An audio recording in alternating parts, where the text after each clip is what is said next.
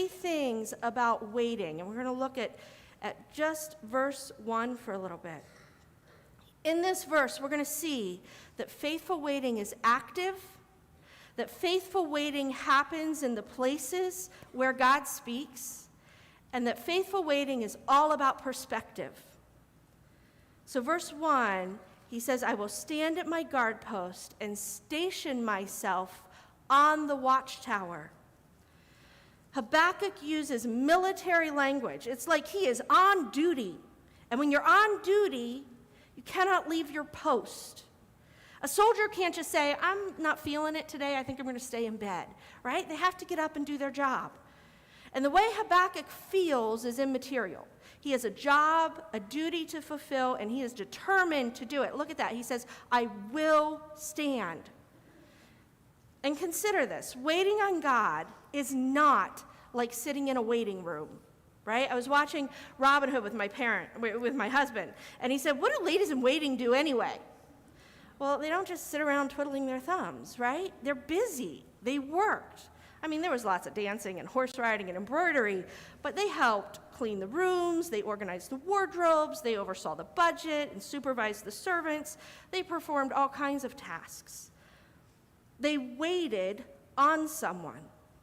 And think about it. How many of you have worked in food service? Have you waited tables? You're not just standing around, right?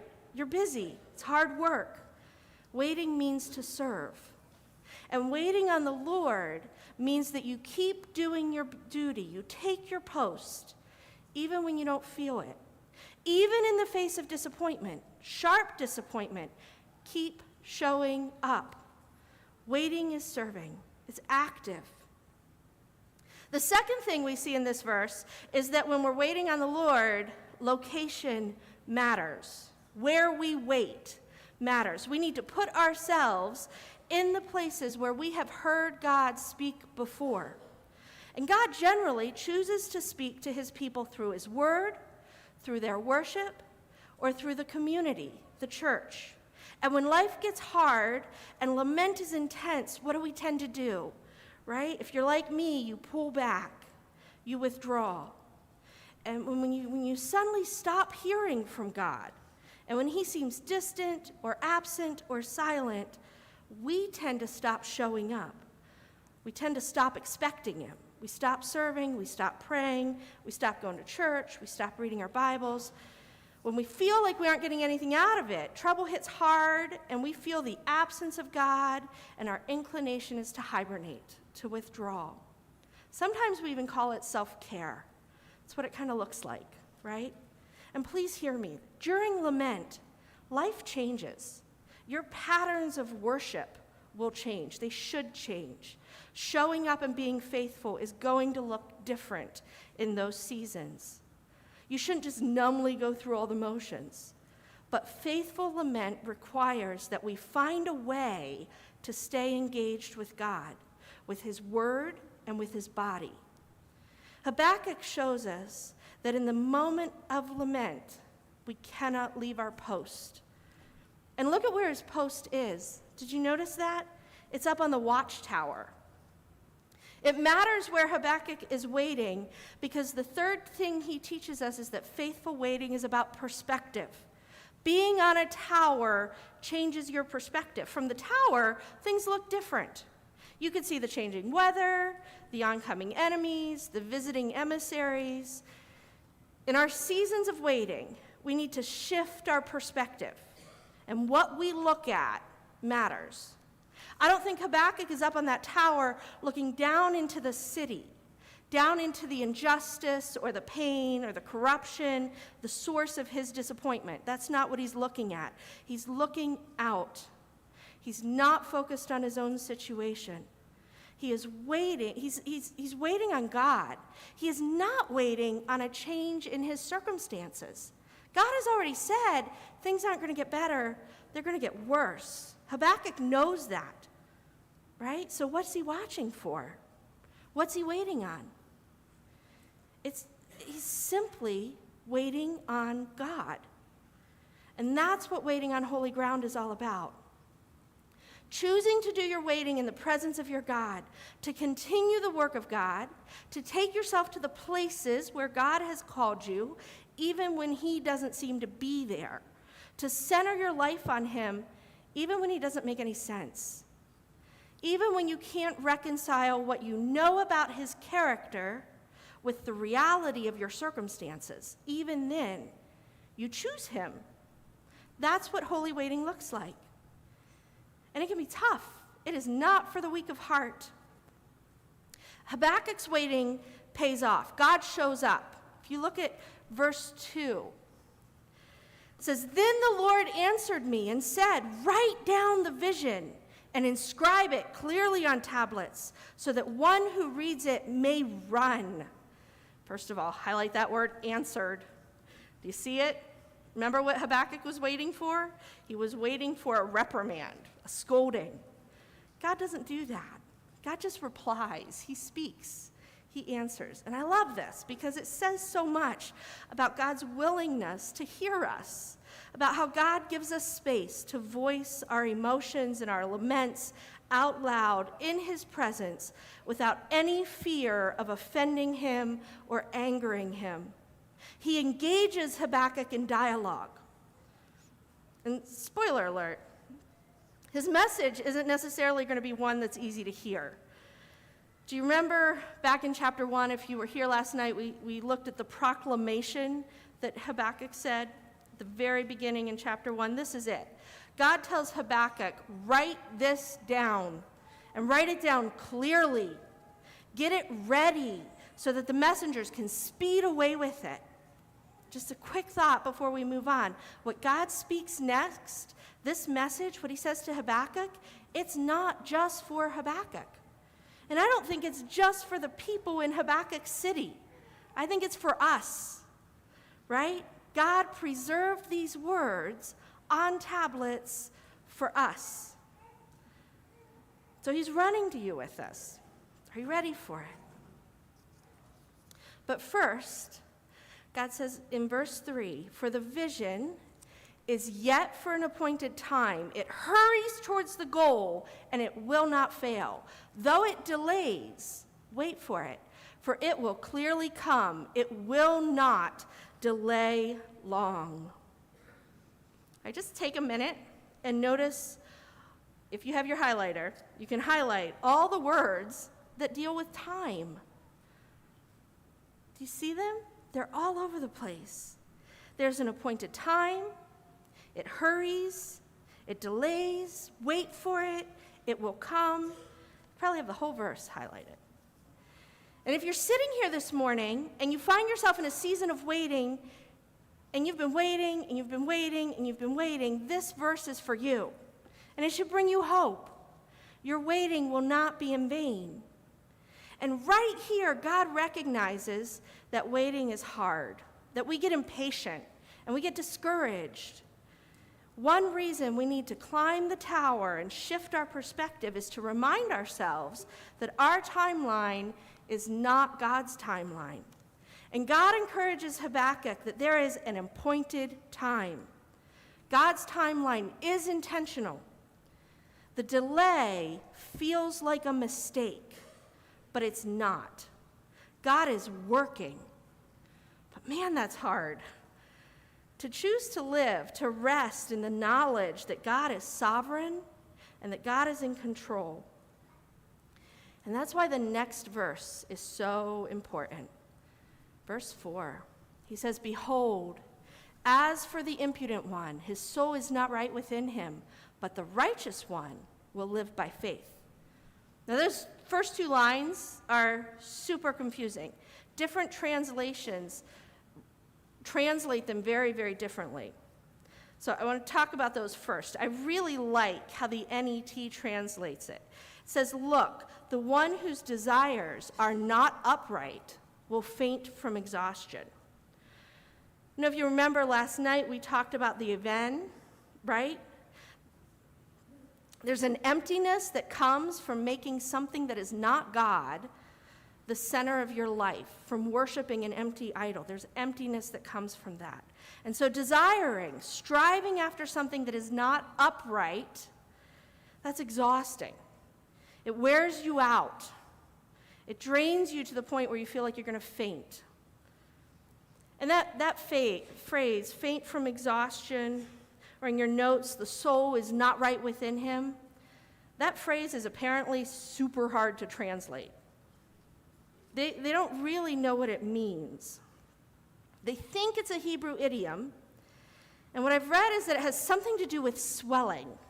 So we have idioms that use the idea of swelling, right? We say someone has a swollen head, or they swell up with pride. Okay, just bear with me here. The Hebrew, this phrase actually seems to be connected to the idea of hemorrhoids. So, desiring something that is not upright, looking for something other than God to fulfill your life, that is quite literally, don't write this down, going to be a pain in the butt, right? It's not an official translation. But the person who goes after worthless things, the person who centers their life on something empty, the impudent person, that person is in direct contrast to the person described in the next lines. But the righteous one will live by faith. Now, there are two ways to read that line. I want to talk about the wrong one first. And this is a bad reading, okay? If you're righteous enough, faith is going to be handed to you like a loaf of bread, and it'll sustain you. If you live just right, if you follow the rules and get it right, if you're righteous, you'll be given faith. That's so wrong, so wrong. It's a complete misreading of this verse, but for some reason, it often seems to be our default setting. I know that's where I kind of automatically translate it in my head to read that way. But this verse is actually telling us that the righteous are righteous because of their faith. Faith is the thing that defines righteousness. And I know I'm right. Do you know how I know I'm right? When you go to the New Testament, the authors refer back to this verse in Habakkuk over and over again. It shows up in Romans, it shows up in Galatians, it's in Hebrews, and in each case, the author reads this verse in the light of our faith in Jesus Christ. They tell us that our righteousness, our rightness with God, comes through faith. And we tend to see the enemy of our faith, the opposite of belief, to be reason. Faith does not stand in opposition to logic, to thinking. Reason is not the enemy of our faith. Now, I don't mean that doubt and skepticism are never grounded in logic. Often, doubts are very logical and reasonable. What I'm saying is that among Christians, among the followers of Jesus, reason is not the thing that is usually at the heart of our doubt. Do you know what the Bible names as the thing that stands in opposition to our faith? The thing most often found at the heart of doubt? I bet you know, but you don't know you know. We're going to do a little fill in the blank. Okay, you ready? Can you finish it? For we walk by faith, not by. Now, faith is being sure of what we hope for, being convinced of what we do not see. No.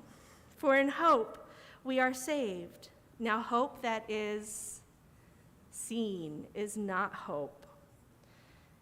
And blessed are those who have not seen and yet have believed. Faith stands in opposition to what we see. And what we see is what we're experiencing. It's what's happening around us, and it's what's happening to us. And Habakkuk's complaint in chapter 1 was that he had to see disaster and injustice and corruption. And faith is hard when that is what you see, right? What do you see when you look around yourself? And how has your experiences and your disappointments, how has that affected your faith? God knew that what he was asking of us was not going to be an easy thing. In the Gospel of John, the disciples asked Jesus what work they should be doing. They want to get busy and do something. And God responds by saying, the work of God is this, to believe in the one he has sent. And it's a mystery to me. I don't know why faith is hard work, but it is. And there's something deeply comforting about the fact that Jesus himself acknowledges that. He knows that. And he tells Thomas, remember, blessed are those who believe without seeing. That's you, right? He's talking about you. Hebrews 10 has much to say about suffering, about waiting, and about faith. If you want to open up your Bibles or open the app on your phone, we're going to look at Hebrews 10, verse 32 and 35 through 39, or it's on the back too. He says, remember those early days after you had received the light, when you endured in a great conflict full of suffering. Then he goes on, and he says, do not throw away your confidence. It will be richly rewarded. You need to persevere so that when you have done the will of God, you will receive what he has promised. For in just a little while, he who is coming will come and will not delay. But my righteous one will live by faith, and I take no pleasure in the one who shrinks back.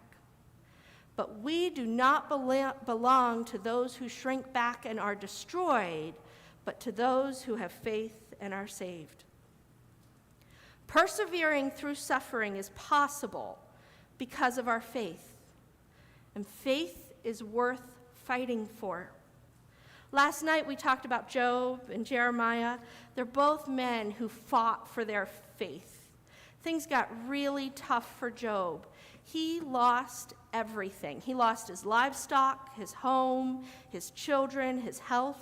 His wife told him to just curse God and die. But Job didn't. Job chose faith. He pressed into God and he chose to wrestle with God. He lamented. He poured out his sorrow at God's feet. He kept asking questions. And God didn't answer Job's questions with a why, with a reason. God answered his questions with a who.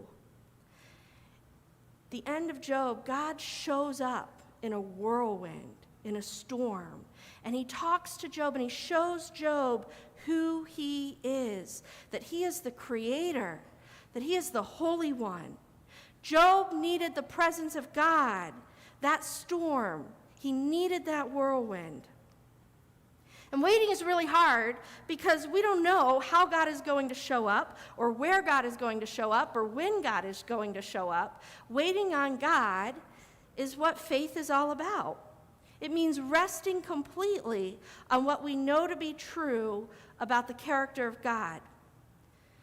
Waiting requires persistence and endurance, and faith is the foundation of our persistence. Holy ground is a term that refers to the presence of God, and waiting faithfully means waiting with expectation because you know God is who he says he is, even when you don't see him. Jeremiah is another man who fights for his faith, and you'll see that sometimes fighting for your faith means wrestling with God. If you want to take the time to go to Lamentations 3, we're going to look at some of the verses in there. Now, I'm not going to read that whole chapter. I just want to point out a few lines. We met Jeremiah a little bit last night, right? So we're prepared for the drama that's about to come. Jeremiah is often called the weeping prophet, and I think you'll see why. In just a few lines, listen to the ways he names that God has hurt him. So he says, God has done this to me. First of all, he says, I am the man who has seen affliction under the rod of his wrath. He says, he has made me dwell in darkness like the dead of long ago. And he goes on, he says, he has made my chains heavy. He turned aside my steps and tore me to pieces. He drove into my kidneys the arrows of his quiver. He says, God has made my teeth grind on gravel. And then he says, remember my affliction and my wanderings, the wormwood and the gall. My soul continually remembers it. It's like he can't get himself out of it. It's all he can think about. That's verse 20, okay? Lamentations 3:20. But Jeremiah is a righteous man who lives by faith. And all of a sudden we get to verse 21. And in verse 21, he changes. And he says, "But this I call to mind, and therefore I have hope." Right? It's like he has to deliberately pull something from the back of his mind. And that's what gives him hope. And these next verses are just beautiful. We're going to look at verses 22 to 25 in Lamentations 3. "The steadfast love of the Lord never ceases. His mercies never come to an end. They are new every morning. Great is your faithfulness. The Lord is my portion, says my soul. Therefore, I will hope in him. The Lord is good to those who wait for him, to the soul who seeks him." Jeremiah's faith is based on the character of God. And he does exactly what we saw Habakkuk do. He names to himself the things he knows that are true about God. Even though he feels like he's fighting God, that God has made him chew on gravel or send his arrows right into his kidney, wherever your kidneys are, right? That's where the arrows are. He chooses to call to mind the steadfast love of his Lord. That's faith. He chooses hope. He leans into this idea of manna grace. God gave the Israelites just enough manna for one day. He didn't give them enough to store up what they might need for tomorrow, right? He gave them just enough to get through the day. And that's how grace works. There's no stockpiling the mercies of God. We don't need to, right? Because we're going to get tomorrow what we need tomorrow. And if tomorrow comes and you find yourself waiting on God to meet your needs, to send the manna, the thing that we can do is to look back and remember what God did yesterday. The way we get ready for tomorrow's grief is to store up memories of what God is doing today. Great is his faithfulness. We know the manna will come tomorrow because it came today, and it came yesterday, and it came the day before that. And that's what hope really is. It's not waiting on something that might come. It's waiting on something you know will come. It's waiting with expectation. And God is good, and so the waiting pays off for Job, and it pays off for Jeremiah, and it pays off for Habakkuk. If we go back to chapter 2 in Habakkuk, in verses 5 to 19, God answers Habakkuk. And we're not going to read all of those verses this morning, but I'm just going to give you a little summary, right? God says, "Look, I know that the Chaldeans, the Babylonians, are an evil people. I'm sending them to you, but I know that they are wicked." And God brings 5 charges or woes against the Chaldeans, 5 sins, right, that they commit. In verse 6, he says they make themselves wealthy by exhortation. And in verse 9, he says they build houses by unjust means. So those first 2 woes, right, or sins are about unjust economics, about the abuse of others to increase your own wealth. And then in verse 11, he says they build cities with bloodshed. That third woe is about slave labor. It's the abuse of others. Their whole society is built on corruption and abusing others. And if you look at that, from verse 6, 9, and 11, we go from yourself, right? They make themselves wealthy. Then they build their houses for their families by unjust means. And then it's whole cities. So their whole society is built on corruption and abuse. In verse 15, God says they give drink to their neighbors so they can gaze on their nakedness. And this woe, it's about the abuse of alcohol and the shameful acts, but also how Babylon forced the nations to take shame onto themselves, to act in ways that were shameful. They corrupted the nations and the people around them. That's the fourth woe. The fifth one is in verse 19. They say to the wood, "Come to life." The last woe is all about idolatry. They worshiped idols made of stone and wood. And God assures Habakkuk, for each one of these infractions, there will be punishment. Justice is going to come. The Chaldeans are going to be held accountable for their sins. They won't just get away with doing whatever they want. God sees it, and he plans to bring justice.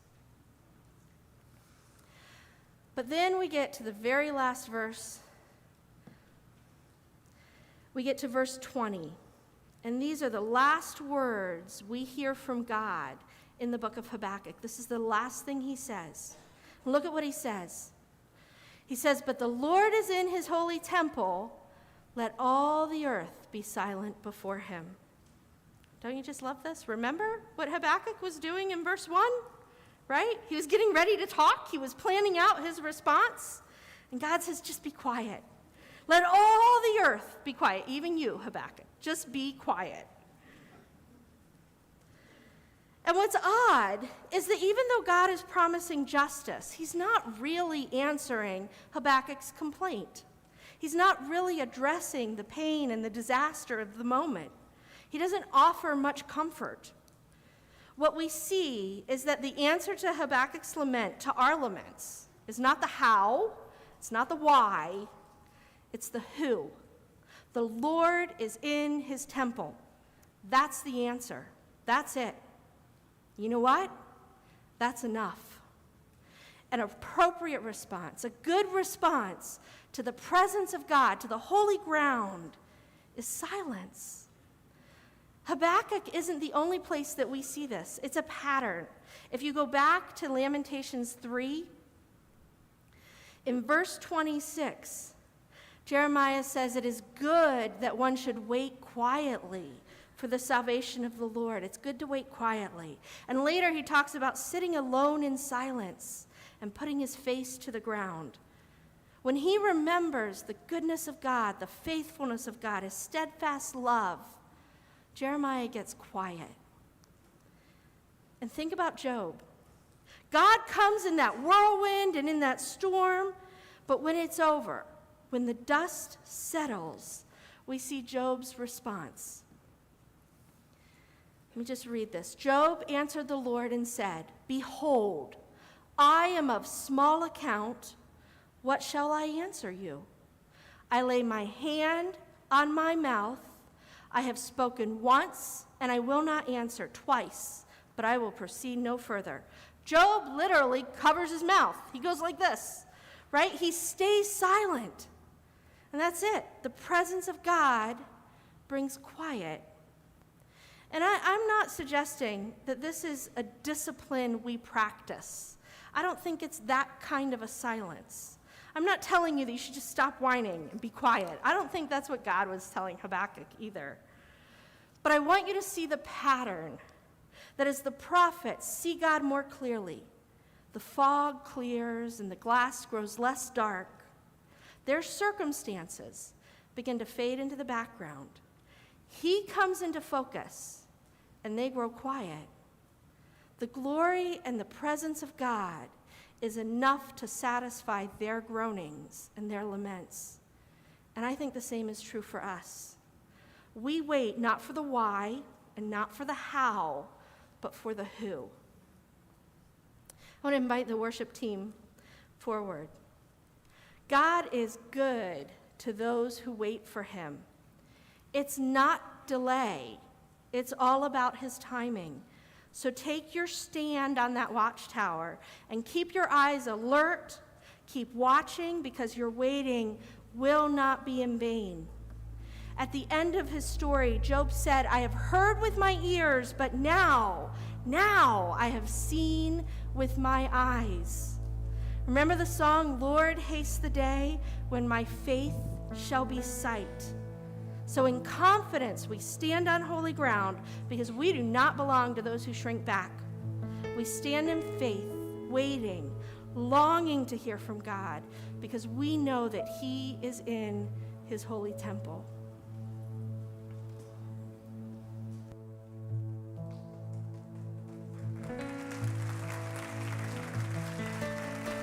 Thank you, Amanda. Would you please stand?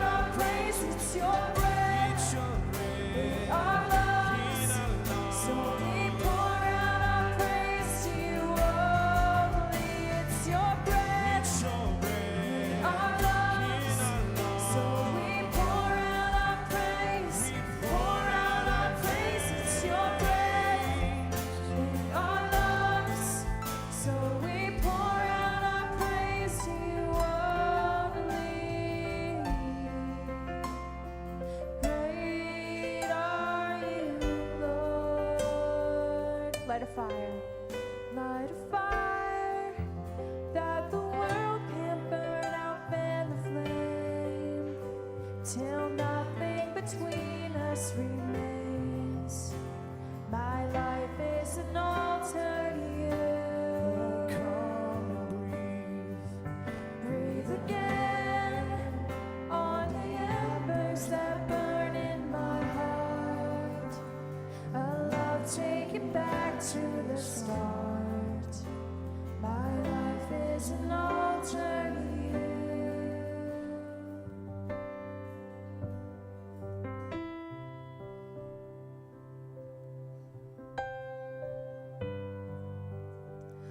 Well, we are going to transition to a short break time. Also, this will be becoming a construction zone. So, if you could leave this center aisle clear, we are going to be doing some work on the projector. We will be resuming our next session around 11:10. It's about 30 minutes from now. Two things. If anyone would like prayer at the cross during this break, please come forward. There will be some people over here who'd be more than happy to pray with you to take your requests to God. The other thing is our next session will be a panel discussion. So in your folders, there are 3 bios of the women who will be sharing in that panel. So if you want to take a look at those over the break time, that would be wonderful. I think Amanda was sharing about, waiting and seasons of waiting, and I don't know, I'm sure most of you, I don't know if you're in a season of waiting now, or if you have been in the past, or if you will be to come. That's something all of us deal with. And I'm just really looking forward to hearing from these 3 women when we come back from our break. So you are dismissed, and come back around 11:10.